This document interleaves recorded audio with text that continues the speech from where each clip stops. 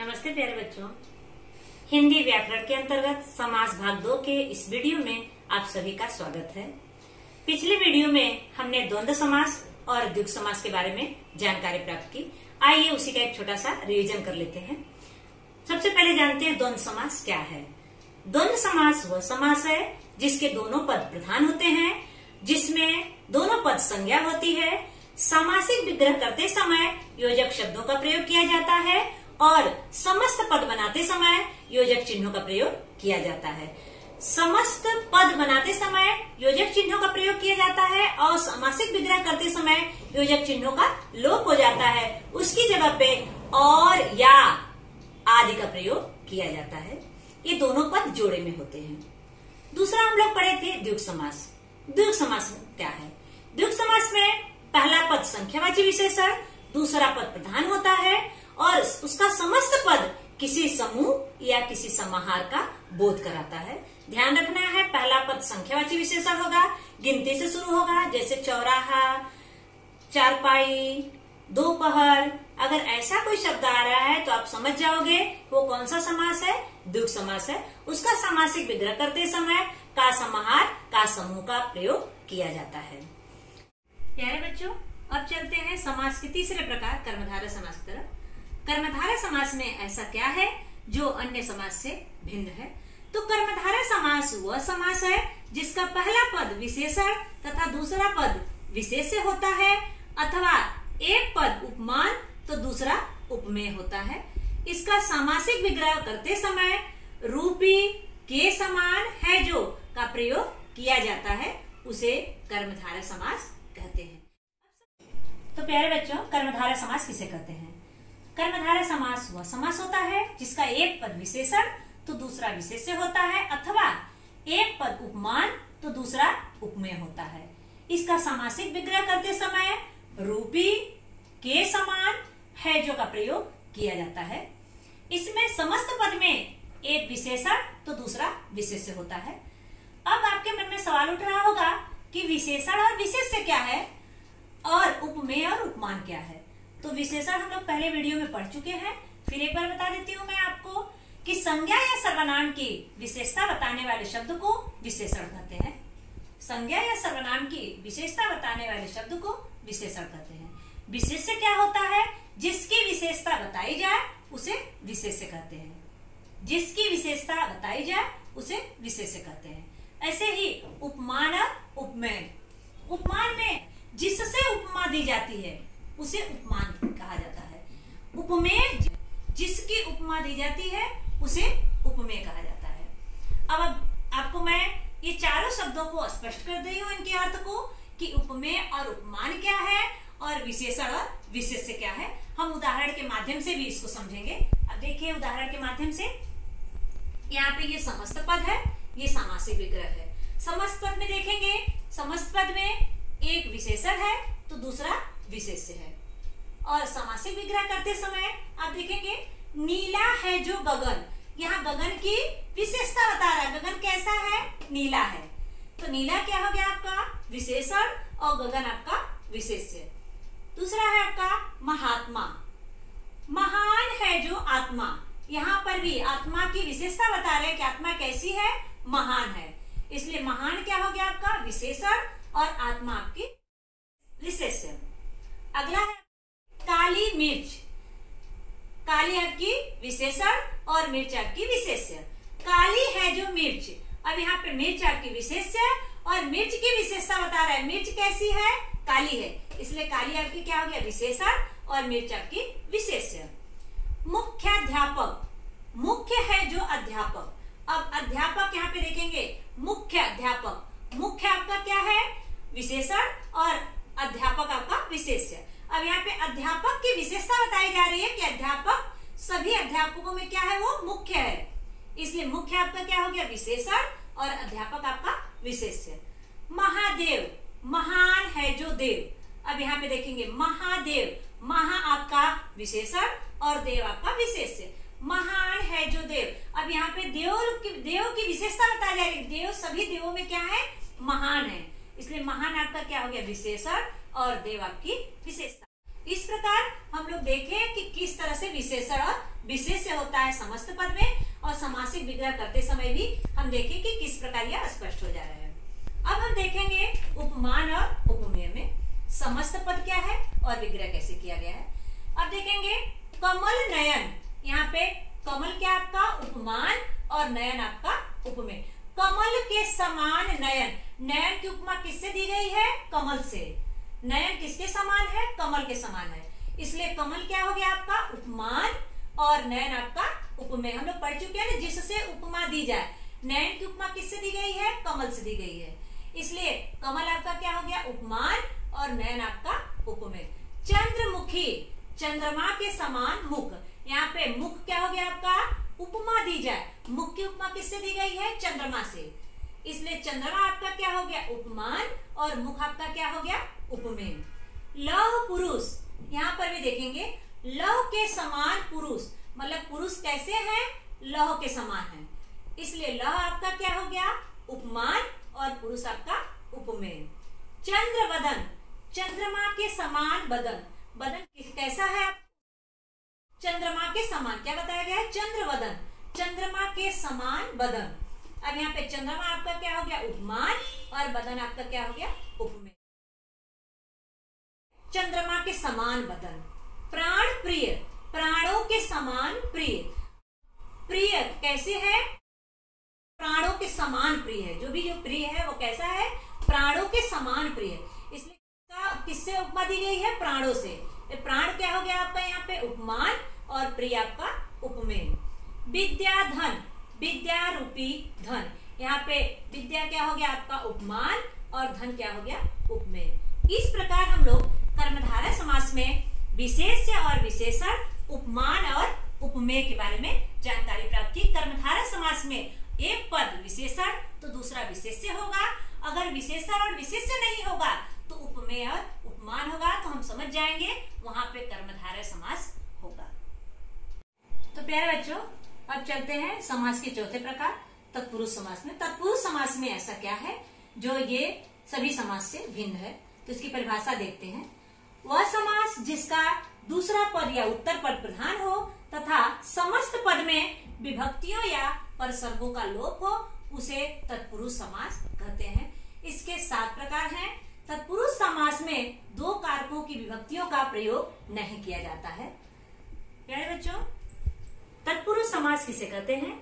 तो तत्पुरुष समास वह समास है जिसका दूसरा पद प्रधान हो या उत्तर पद प्रधान हो और इसमें विभक्तियों या परसर्गों का लोप हो जाए, उसे तत्पुरुष समास कहते हैं। इसमें कारक के अनुसार तत्पुरुष समास के प्रकार बताए गए हैं।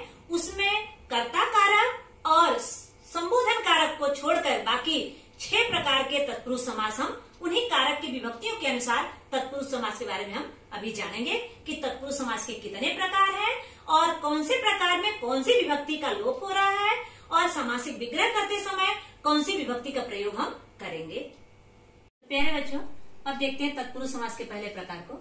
तत्पुरुष समास में 7 प्रकार बताए गए हैं। परीक्षा में आपको अगर खाली तत्पुरुष समास भी लिखोगे तो आपको पूरा नंबर मिलेगा, लेकिन मैं इन कारक के अनुसार आपको 7 प्रकार के बारे में थोड़ा जानकारी दूंगी। तो देखो, पहला है आपका कर्म तत्पुरुष समास। इसकी विभक्ति है को। कर्म तत्पुरुष समास तत्पुरुष समास का वह प्रकार है जिसमें कर्म कारक की विभक्ति को का लोप होता है। कर्म तत्पुरुष समास का वह प्रकार है जिसमें कर्म कारक की विभक्ति को का लोप होता है और सामासिक विग्रह करते समय को का प्रयोग किया जाता है। तो हम उदाहरण के माध्यम से अभी समझते हैं। देखिए, इसका समस्त पद है मनोहर और यहाँ विग्रह किया हुआ है। समस्त पद में देखिए मनोहर, मन को हरने वाला, यहाँ पे को विभक्ति का प्रयोग किया गया है और यहाँ पे समस्त पद में को विभक्ति का लोप हो गया है। मन को हरने वाला। अगला है आपका यश प्राप्त, यश को प्राप्त। यहाँ भी देखेंगे विग्रह करते समय को विभक्ति का प्रयोग किया गया है और समस्त पद बनाते समय को का लोप हो गया है। गंगाधर, गंगा को धारण करने वाला, गंगा को धारण करने वाला। यहाँ पर भी समस्त पद बनाते समय विभक्ति का लोप हो गया है और विग्रह करते समय विभक्ति का प्रयोग किया गया है, को विभक्ति का प्रयोग किया गया है। गगन चुंबी, गगन को चूमने वाला। यहाँ पर भी देखेंगे गगन चुंबी में क्या किया गया है, को विभक्ति का लोप किया गया है और सामासिक विग्रह करते समय को विभक्ति को लगाया गया है। मरणासन, मरण को आसन यानी मरण को पहुंचा हुआ। अब यहाँ पर भी देखेंगे मरण को आसन को विभक्ति का प्रयोग किया गया है और यहाँ पर को विभक्ति का लोप हो गया है। प्यारे बच्चों, जहां पर को विभक्ति का प्रयोग किया जाएगा वहां आपको समझना है कर्म तत्पुरुष समास है, क्योंकि हम कारक में पढ़ चुके हैं कर्म कारक की विभक्ति क्या होती है, को होती है। कर्म कारक की विभक्ति को होती है। अगला है आपका करण तत्पुरुष समास। इसकी विभक्ति क्या है, से, के द्वारा। यहाँ पे से साधन के रूप में प्रयोग किया जाता है, से, के द्वारा। करण तत्पुरुष समास का वह प्रकार है जिसमें करण कारक की विभक्ति से का लोप होता है। इसमें से का लोप होता है।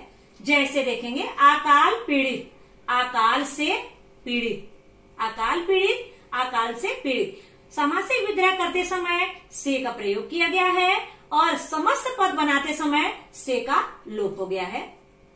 अगला है आपका हस्तलिखित, हस्त से या हाथों से लिखित। अब यहाँ पर भी देखेंगे कि समस्त पद बनाते समय से का लोप हो गया है, लेकिन सामासिक विग्रह करते समय से का प्रयोग किया गया है। तुलसीकृत, तुलसी द्वारा कृत या तुलसी द्वारा लिखित। अब यहाँ पर भी देखेंगे तुलसीकृत, यहाँ पे द्वारा का लोप हुआ है, तुलसीकृत, और यहाँ पर सामासिक विग्रह करते समय द्वारा का प्रयोग किया गया है। रेखांकित, रेखा के द्वारा अंकित। यहाँ पर भी देखेंगे के द्वारा का लोप हो गया है, यहाँ पे के द्वारा का लोप हो गया है और यहाँ पे के द्वारा के साथ ही ये सामासिक विग्रह किया गया है, रेखा के द्वारा अंकित। अगला अभावग्रस्त, अभावग्रस्त। यहाँ पर भी देखेंगे से का लोप हुआ है, अभाव से ग्रस्त। यहाँ पे सामासिक विग्रह करते समय से का प्रयोग किया गया है। इस प्रकार यहाँ पर से, यहाँ पर भी से, यहाँ पर द्वारा, यहाँ पर के द्वारा, यहाँ पर से, ये सभी क्या है, करण तत्पुरुष समास। क्योंकि करण तत्पुरुष, करण कारक की विभक्ति क्या है, से के द्वारा। जब से के द्वारा विभक्ति अगर सामासिक विग्रह किया रहेगा तो आपको पहचान जाना है कि वहां पे करण तत्पुरुष समास होगा। अगर करण तत्पुरुष, खाली तत्पुरुष समास पूछा जाए तो आप सिर्फ यही समझना कि जहां पे कारक की विभक्ति होगी वहां पे तत्पुरुष समास होगा। जहां पर भी कारक की विभक्ति का प्रयोग किया जाएगा वहां पे तत्पुरुष समास होगा। और अगर तत्पुरुष समास के प्रकार बताना है तो आप यहाँ पे पढ़ चुके हैं कर्म तत्पुरुष का को विभक्ति और करण तत्पुरुष का से के द्वारा विभक्ति का प्रयोग किया गया है। तीसरा संप्रदान तत्पुरुष समास। संप्रदान तत्पुरुष समास तत्पुरुष समास का वह प्रकार है जिस संप्रदान कारक की विभक्ति के लिए का लोप होता है। संप्रदान तत्पुरुष समास तत्पुरुष समास का वह प्रकार है जिसमें संप्रदान कारक की विभक्ति के लिए का लोप हो जाता है समस्त पद बनाते समय और सामासिक विग्रह करते समय के लिए का प्रयोग किया जाता है। आइए हम उदाहरण के माध्यम से समझते हैं इसको। जैसे प्रयोगशाला। अब देखेंगे यहाँ प्रयोगशाला, प्रयोग के लिए शाला। यहाँ पे देखेंगे के लिए विभक्ति सामासिक विग्रह करते समय के लिए विभक्ति का प्रयोग किया गया है और समस्त पद बनाते समय के लिए विभक्ति का लोप हो गया है। रसोई घर, रसोई के लिए घर, घर किसके लिए है, रसोई के लिए। ऐसे ही शाला किसका है, प्रयोग करने का है, तो रसोई के लिए घर। अब यहाँ पर भी आप देखेंगे के लिए विभक्ति का प्रयोग करके सामासिक विग्रह किया गया है और समस्त पद बनाते समय के लिए का लोप हो गया है। हवन सामग्री, हवन के लिए सामग्री, यहाँ पे देखेंगे कि के लिए का प्रयोग करके यहाँ पे सामासिक विग्रह किया गया है और समस्त पद बनाते समय के लिए का लोप हो गया है। देवालय, देव के लिए आलय, यहाँ पर भी है के लिए का प्रयोग करके सामासिक विग्रह किया गया है और समस्त पद बनाते समय के लिए का लोप हो गया है। गुरु दक्षिणा, गुरु के लिए दक्षिणा। अब यहाँ पर भी देखेंगे के लिए का प्रयोग करके सामासिक विग्रह किया गया है और समस्त पद बनाते समय के लिए का लोप हो गया है। इस प्रकार प्रयोगशाला, रसोई घर, हवन सामग्री, देवालय और गुरु दक्षिणा में हम देखे संप्रदान कारक की विभक्ति का प्रयोग कर सामासिक विग्रह किया गया है। अगला है आपका अपादान तत्पुरुष समास। अपादान तत्पुरुष समास में देखेंगे से विभक्ति है और करण कारक में भी हम देखे से विभक्ति था।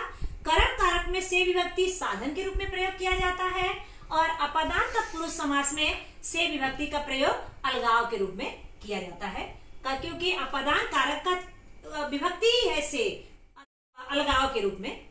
अपादान तत्पुरुष समास का वह प्रकार है जिसमें अपादान कारक की विभक्ति से का लोप हो जाता है, समस्त पद बनाते समय से का लोप हो जाता है और सामासिक विग्रह करते समय से का प्रयोग किया जाता है। ध्यान रखना है कि ये क्या है, अलगाव है, भिन्नता है, अलगाव है। यहाँ पे करण कारक में साधन के रूप में प्रयोग किया गया था और यहाँ पे से का प्रयोग अलगाव के रूप में प्रयोग किया गया है। हम उदाहरण के माध्यम से समझेंगे इसको।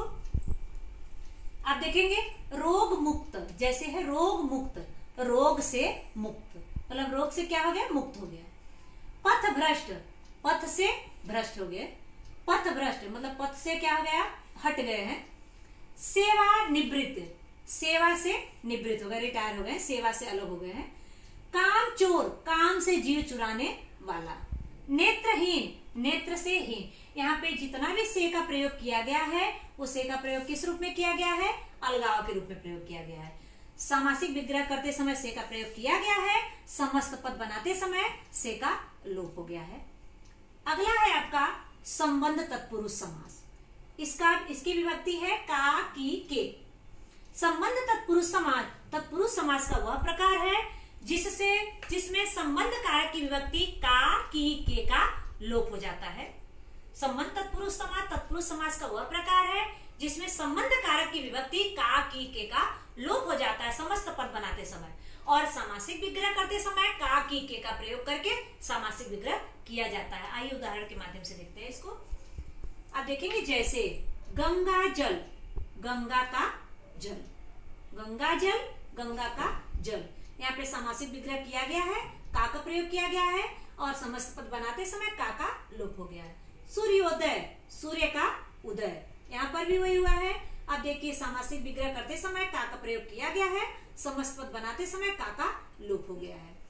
जल धारा, जल की धारा, यहाँ पर भी देखेंगे यहाँ पे की का प्रयोग करके विग्रह किया गया है और जल धारा में की का लोप हो गया है। देव मूर्ति, देव की मूर्ति, यहाँ पर भी देखेंगे सामासिक विग्रह करते समय की का प्रयोग किया गया है और समस्त पद बनाते समय की का लोप हो गया है। शास्त्रानुकूल, शास्त्र के अनुकूल, यहाँ पे देखेंगे के का प्रयोग करके सामासिक विग्रह किया गया है और समस्त पद बनाते समय इसका लोप हो गया है। प्रसंगानुसार, प्रसंग के अनुसार, यहाँ पर भी देखेंगे सामासिक विग्रह करते समय के का प्रयोग किया गया है और समस्त पद बनाते समय यहाँ पे के का लोप हो गया है। प्यारे बच्चों, हम लोग संबंध तत्पुरुष समास में पढ़े कि संबंध कारक की विभक्ति का, की, के है, तो सामासिक विग्रह करते समय का, की, के का प्रयोग किया जाएगा और समस्त पद बनाते समय का, की, के का लोप हो जाएगा। अगला प्रकार है हमारा अधिकरण तत्पुरुष समास। इसकी विभक्ति है में, पर। अधिकरण तत्पुरुष समास का वह प्रकार है जिसमें अधिकरण कारक की विभक्ति में, पर का लोप हो जाता है। अधिकरण कारक की विभक्ति में, पर का लोप हो जाता है। सामासिक विग्रह करते समय में, पर का प्रयोग किया जाता है और समस्त पद बनाते समय में, पर का लोप हो जाता है। उदाहरण के माध्यम से देखेंगे जैसे मुनि श्रेष्ठ, मुनियों में श्रेष्ठ। आप देखेंगे सामासिक विग्रह करते समय यहाँ पे में का प्रयोग किया गया है और समस्त पद बनाते समय में का लोप हो गया है। जल मग्न, जल में मग्न, यहाँ पर भी देखेंगे में का प्रयोग कर सामासिक विग्रह किया गया है और समस्त पद बनाते समय में का लोप हो गया है। आत्मनिर्भर, आत्मा पर निर्भर, यहाँ पर भी पर का प्रयोग करके सामासिक विग्रह किया गया है और समस्त पद बनाते समय पर का लोप हो गया है। जीव दया, जीवों पर दया, यहाँ पर सामासिक विग्रह करते समय पर का प्रयोग किया गया है और समस्त पद बनाते समय पर का लोप हो गया है। स्वर्गवास, स्वर्ग में वास, यहाँ पर भी में का प्रयोग कर सामासिक विग्रह किया गया है और समस्त पद बनाते समय में का लोप हो गया है। पुरुषोत्तम, पुरुषों में उत्तम, यहाँ पर भी में का प्रयोग करके सामासिक विग्रह किया गया है और समस्त पद बनाते समय में का लोप हो गया है। इस प्रकार मुनि श्रेष्ठ, जलमग्न, आत्मनिर्भर, जीव दया, स्वर्गवास, पुरुषोत्तम, ये समस्त पद में और पर का लोप हुआ है। वहां पर अधिकरण तत्पुरुष समास होगा। अगला है आपका न्य तत्पुरुष समास। इस समास में पहला पद नकारात्मक होता है, इसमें अन अ उपसर्ग का प्रयोग किया जाता है। प्यारे बच्चों, न्य तत्पुरुष समास, इस समास में पहला पद नकारात्मक होता है और इसमें उपसर्ग अन और अ का प्रयोग किया जाता है। हम उदाहरण के माध्यम से इसमें समझेंगे। जैसे देखेंगे अधीर, अब देखेंगे अ उपसर्ग का प्रयोग किया गया है और नकारात्मक है न धीर। अमर, न मरने वाला है या न मर। यहाँ पर देखेंगे, यहाँ पर भी अ का प्रयोग किया गया है अ उपसर्ग का। अनाथ, न नाथ, जिसका नाथ न हो। यहाँ पर भी आप देखेंगे अ उपसर्ग का प्रयोग किया गया है और यहाँ पे न आया है, न नाथ। असत्य, न सत्य। अधर्म, न धर्म। अनंत, न अंत। मतलब ये सब क्या है आपका नकारात्मक शब्दों का प्रयोग किया गया है। इस प्रकार हम देखेंगे अ और अन, अनंत, अन उपसर्ग का प्रयोग जहां पर भी होगा वहां पर, और पहला शब्द आपका नकारात्मक होगा, वहां पर क्या होगा न्य तत्पुरुष समास। प्यारे बच्चों, इस प्रकार हम लोग इस वीडियो में कर्मधारय समास और तत्पुरुष समास के बारे में जानकारी प्राप्त किए। कर्मधारय समास में हम लोग जानकारी प्राप्त किए कि पहला पद विशेषण तो दूसरा विशेष्य होता है, अथवा एक उपमान तो दूसरा उपमेय होता है। तत्पुरुष समास में हम लोग पढ़े कि दूसरा पद प्रधान होता है तत्पुरुष समास में, और विभक्तियों का लोप होता है तत्पुरुष समास में। तत्पुरुष समास में हम लोग 7 प्रकार पढ़े। 7 प्रकार में हम लोग कारक पढ़ चुके हैं। जो 8 कारक पढ़े हैं उसमें कर्ता कारक और संबोधन कारक का इसमें प्रयोग नहीं किया जाता है। बाकी इसमें 6 कारकों का प्रयोग किया जाता है। कौन कौन सा? कर्म कारक, इसलिए कर्म तत्पुरुष समास, करण तत्पुरुष समास, संप्रदान तत्पुरुष समास, आपादान तत्पुरुष समास, संबंध तत्पुरुष समास और अधिकरण तत्पुरुष समास, और उसके साथ न्य तत्पुरुष समास। इस प्रकार तत्पुरुष समास के प्रकार के बारे में हम लोग जानकारी प्राप्त किए। प्यारे बच्चों, आपको ध्यान रखना है, परीक्षा में आपके 10वीं में 9वीं में आपको सिर्फ तत्पुरुष समास लिखोगे तभी आपको पूरा नंबर मिलेगा। अगर ये तत्पुरुष समास के अंदर ये 7 प्रकार हैं, अगर 7 प्रकार आपको याद है अलग अलग, तो उसको भी लिखोगे तो भी आपको पूरा नंबर मिलेगा। तो आपको ज्यादा इसमें कंफ्यूज नहीं होना है। सिर्फ आपको ये समझना है कि जितने 7 प्रकार हम पढ़े, इसमें से एक जो है न्य तत्पुरुष, वहां पे नकारात्मक शब्द होगा पहला, और उसके अलावा जो 6 हम पढ़े वहां पे कारक चिन्हों का प्रयोग किया गया है समासिक विग्रह में, और समस्त पद बनाते समय कारक चिन्हों का लोप हो गया। अगर कारक चिन्ह जहां पर भी आएंगे वहां आपको समझ जाना है, वहां तत्पुरुष समास होगा। धन्यवाद।